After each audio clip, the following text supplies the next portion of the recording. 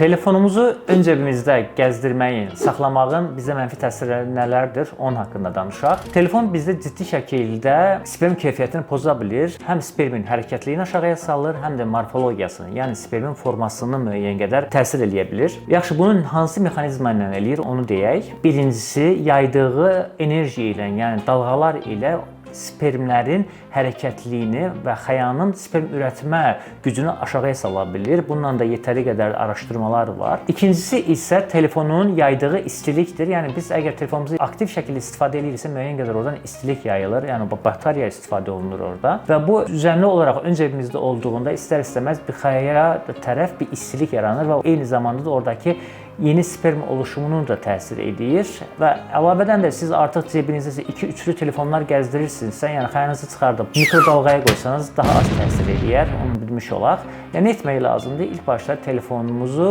mümkün qədər əlimizdə tutmalıyıq, öz çantamızda gəzdirməliyik.